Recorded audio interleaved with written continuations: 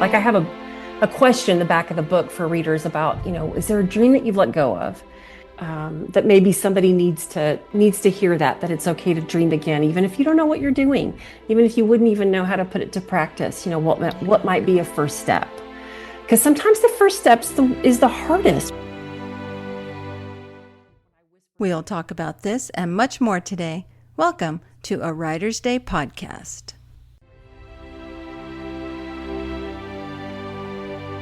Hey everyone, welcome back to Writer's Day podcast. I'm so excited to have you here with me today. And be sure you head over to my website, artbyruth.com, to sign up for my newsletter. And also, you can sign up for my online writing workshop called World Building 101. That's right, I'm going to be hosting and facilitating a workshop on Zoom. The workshop is on January 22nd at 5 p.m. Mountain Standard Time. So head over to artbyruth.com to sign up for the workshop today. It's only $25. That is an amazing price. It's a 90-minute workshop. You'll be able to brainstorm your story or brainstorm a brand new story and learn more about why world building is so important in the writing process, whether you're writing a fantasy, a dystopian, a contemporary, or a suspense. It's important to know how to build the world in a way that is relatable to readers.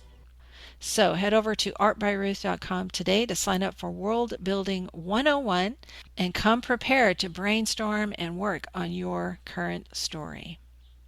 And if you like today's episode, please consider subscribing over at YouTube. Follow me on Spotify, at iHeartRadio, and Apple Podcasts, wherever you listen to your podcasts. And shoot me a comment. I'd love to know what you think of today's episode. Okay, let's get busy. Deborah Clack is with me today, award-winning author and native Texan who believes in the power of fiction. She is a former history teacher, that's right, and her love of telling stories transitioned into being an award-winning author. Amazing. And she's here today to talk about her newest book, Even After This, which is a debut novel for Baker Publishing Group's new imprint, Haven. You know the drill. Grab your favorite beverage, a comfortable chair, kick back and relax as we listen to Deborah Clack talk about her new book. Hey everyone, welcome back. I'm so excited to meet an author who's new to me, but I'm sure you've heard of her, and she's with Haven. That's right, the imprint from Revell. Deborah Clack is with me today. Welcome, Deborah.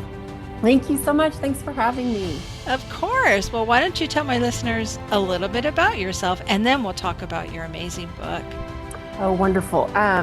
So I have been writing for probably 13 years. It took me 12 years to get my first book published. And the writing journey, the journey to publish has been quite involved, but such a gift and a blessing. And I cannot believe I'm saying this. I'm so glad it took this long to get here. But this book in particular is super special because it was my first, and it went through a lot of different drafts and critique groups, and I just so believed in this story, but we had a lot of doors closed along the way. And so the fact that this book, after 12 and a half years, is coming out in February is just kind of beyond me. It's super, super exciting and thrilling. Oh, wow.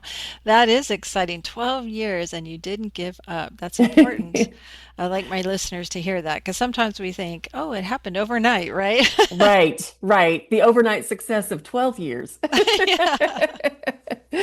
Well, so did you always, feel in your heart that you were a writer, even when you were young? I did not. Mm. I always viewed life and processed things through story.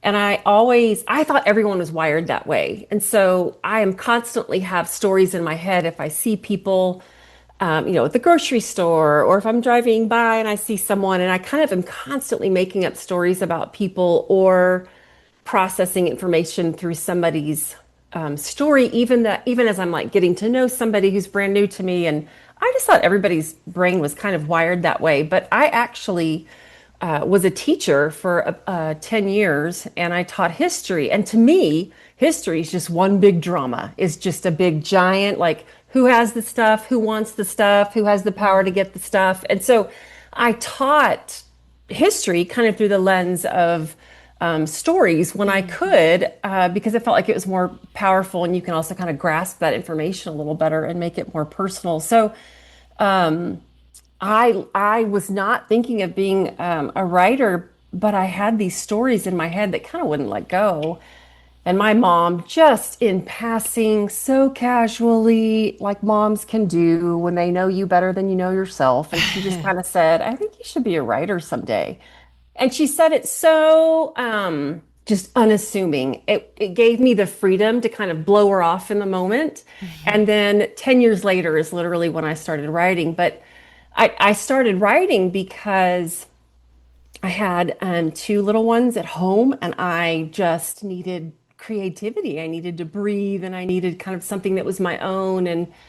And I whispered to a friend, I said, I think I'm gonna write a book, but I don't want to do anything with it. Like I just have this story that I want to get on a page. And she was lovely and amazing and told me a few tidbits. And I wrote for 3.5 years without telling anybody other than her and my husband.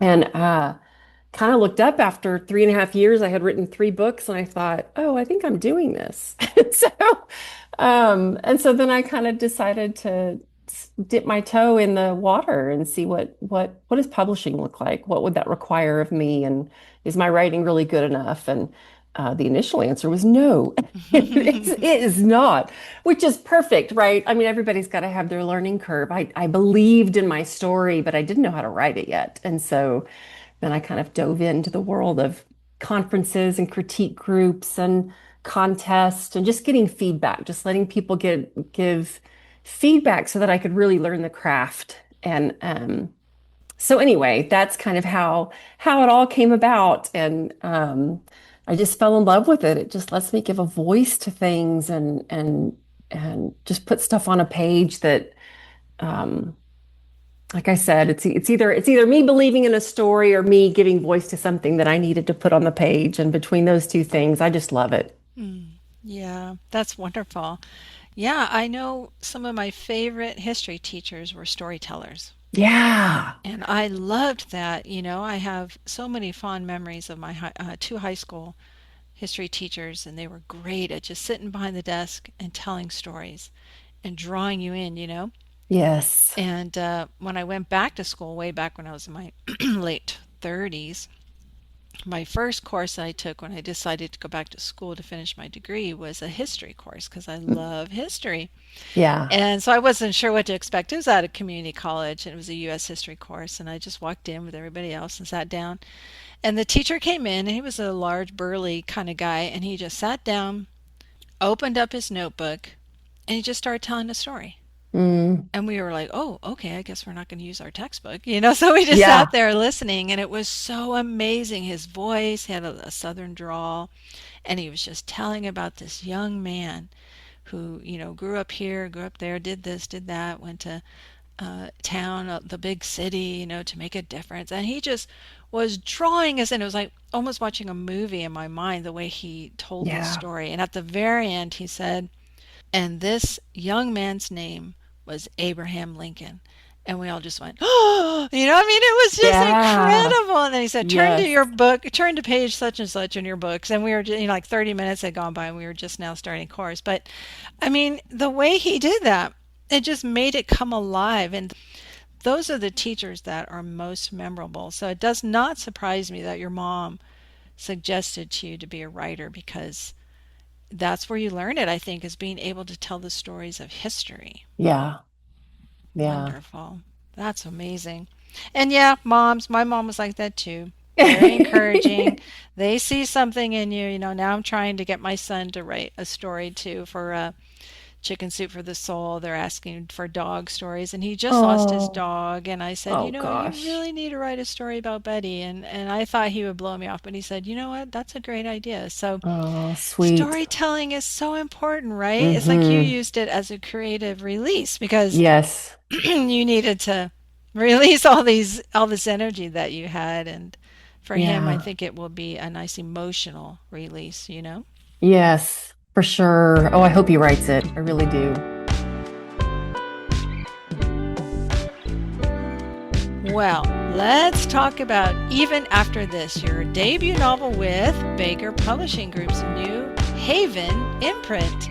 Tell us about Yes. this and what does it feel like to launch this new romance line with them?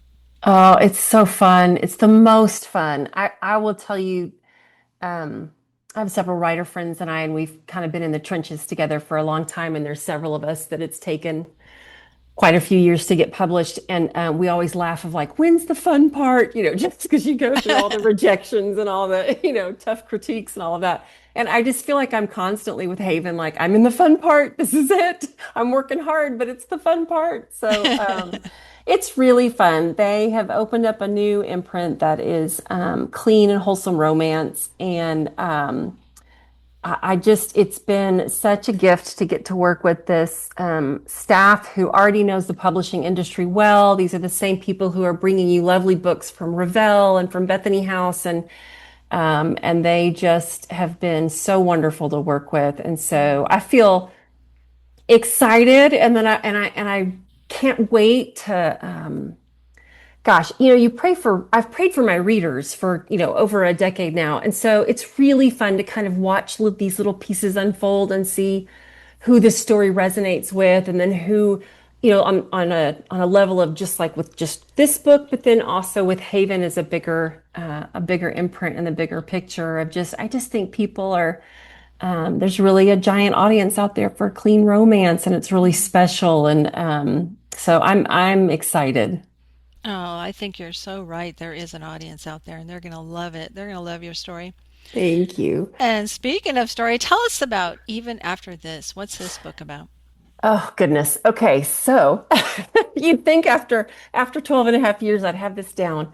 I've got the story opens, and it is a woman who had a huge tragedy, and the story opens 4 years after that tragedy, and she is kind of looking up and deciding like I really need to figure out how to learn to live again, and wants to dip her toe in the water but doesn't quite know. And she's done a ton of work on grief and kind of just taking care of herself, but now it's time to really live again, and she doesn't quite know what she's looking for. She thinks she's looking for a property, maybe an investment property. She's not sure, but she ends up finding her dreams. And so she travels to Colorado Springs, and works with this amazing realtor who kind of helps her figure out like her big question, right, is there more for me in this life, or am I defined by this tragedy? And so she is going to, in the very first scene, meet our hero Harlan. Her name is Meredith, and we have Harlan, our hero, and he's literally a movie star, and she is so awkward around celebrities. It's painful and endearing and cringeworthy and laughable. I mean, all of it. And they meet in that first chapter, and so she's trying to figure out, does she want a property? Could she do more with it? Is there more for her in this life? And then along comes this handsome guy who she's just not ready for, but he is so patient with her, and just their chemistry is really fun.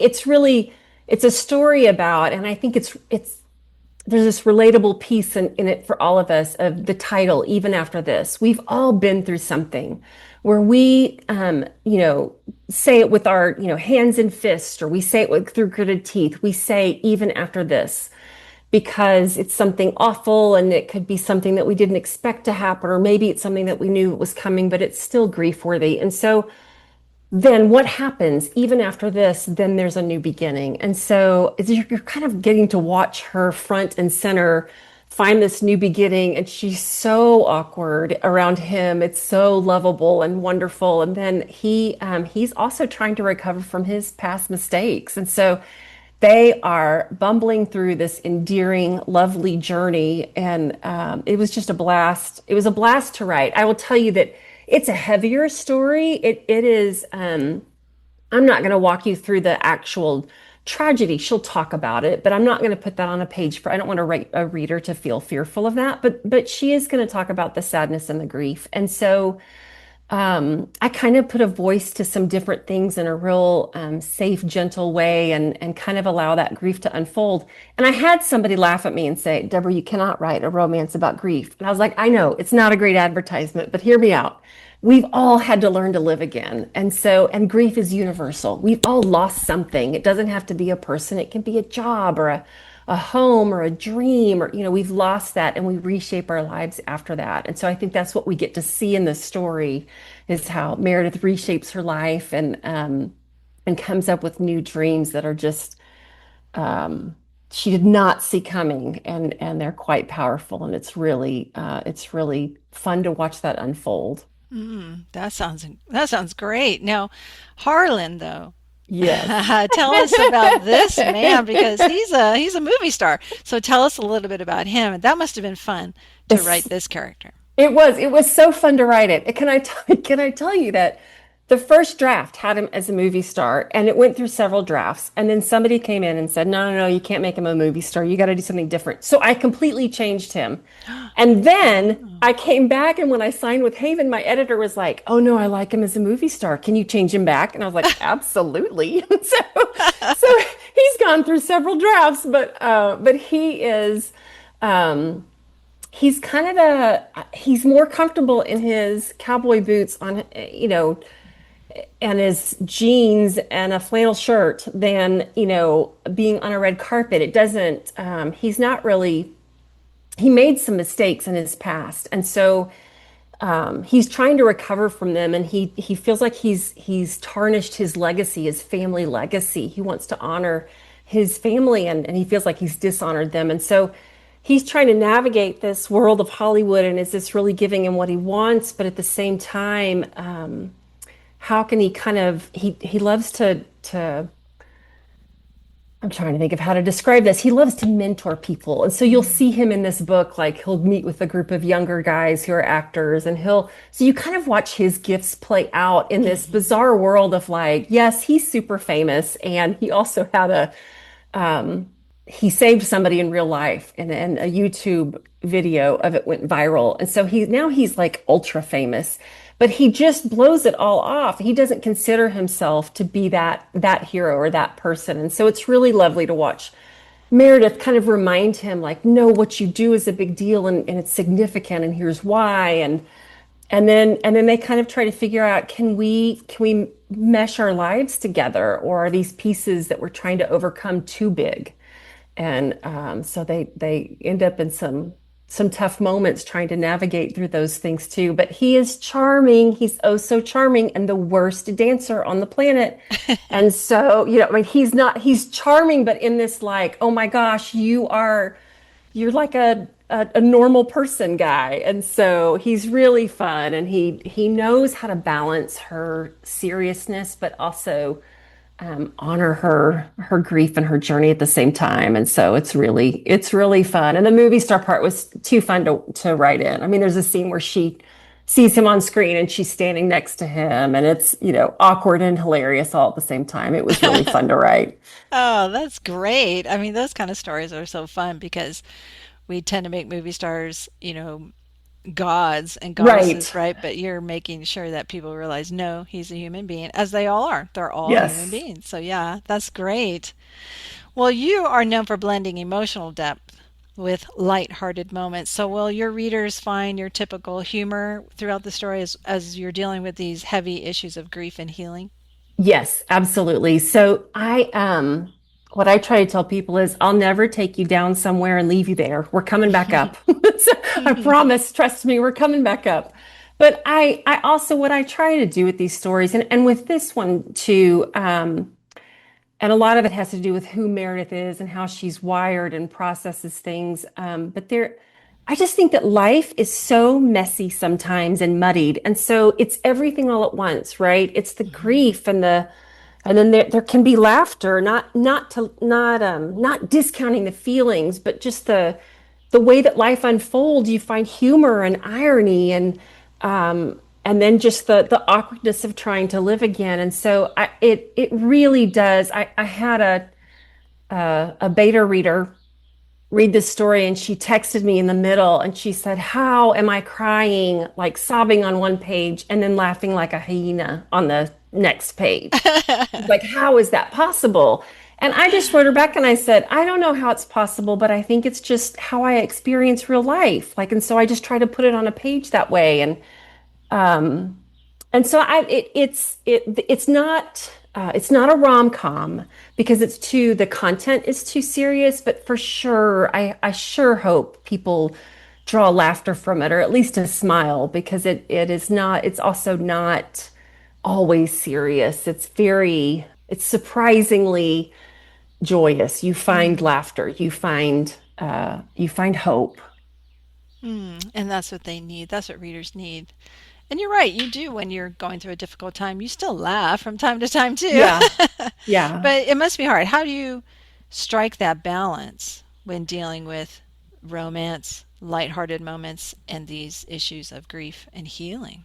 Yeah, I think I just let each moment honor what it is. And Mm. so if I'm in a scene and it's a very serious scene, we're going to honor that moment and walk through it and sit in it for a second and then breathe. And once you breathe, it's that breath that kind of allows you to transition to something different. And it's not that there's something slapstick coming. It's more like, oh, Meredith herself is endearing and funny. And so she is going to be true to herself in the moments that are hard, hard, hard.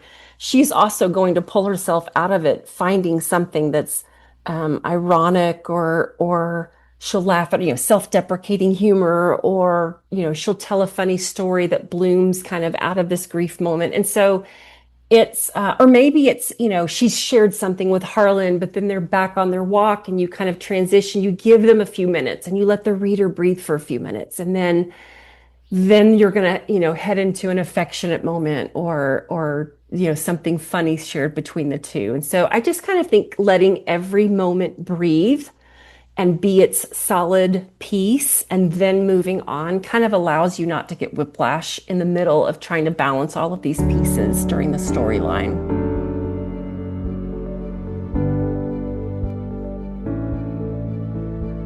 Thank Well, as you. Christian authors, we want to put those themes into our stories. We want to entertain readers, of course, Yes. right? But Yes.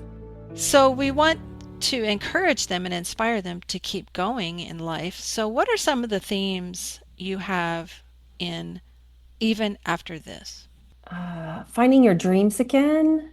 I think that you watch Meredith walk through this story and ask herself, like, is there more for me in this life?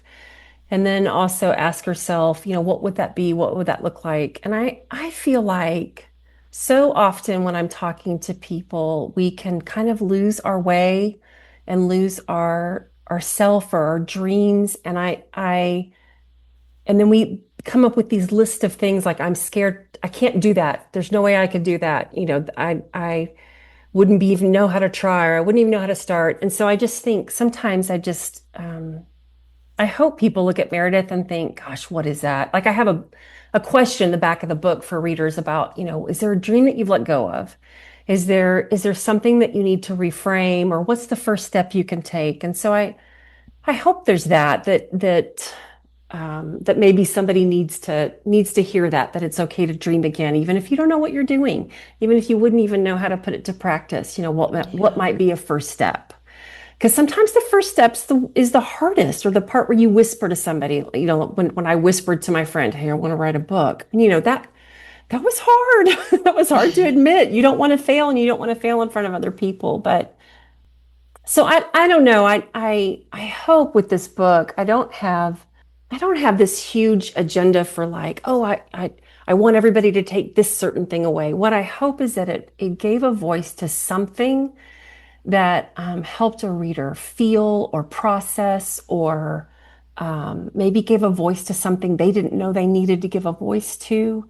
There are different kinds of loss and different ways that we deal with things, and maybe they just have never heard it worded a certain way, or maybe they needed a laugh. Maybe they just needed to be entertained because life is heavy, and so let's just laugh out loud and find a story that you can get swept up and lost in. But I think for me, at the end of the story and at the end of all my stories, I try to help my characters and maybe my readers just find a place to belong and find a place to, a soft place to land.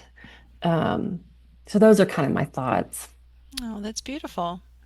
Thank So you. this is book one in your Shelter and Sky series. So what's coming next in the series? Oh my goodness. I'm so excited because I just turned my revisions in and they got approved for book two. So this is a 3-book series. And during this series, you're going to watch the overarching development of a halfway house. And so in the first book, it's kind of this new concept. And in the second book, you watch it develop. And in the third book, it's full functioning. So you'll see this overarching story that's happening. But inside of that, because I can't do anything but write a romance, everybody's got to fall in love. But you've got 3 people who end up working at this halfway house. And so book two is Penelope Reed, who is Harlan's assistant. And she is type A personality. Her clipboard is attached to her hip. She will rule the world someday. And she makes a mistake that she might not recover from. And there's the Cavalier Luke Granger, who is our hero in book two, and he just does not care about any of her rules, will have nothing to do with them. And he's this great balance to her, it's kind of the opposites attract story, but it's not what you think it's going to be. It has a couple of twists and turns in there. But anyway, he comes alongside her and sees if he can help her kind of recover from this mistake that she's made. But you watch her learn to understand, like, where does her worth come from? Because her worth usually comes from doing things for other people and doing it really well, but all of a sudden she can't.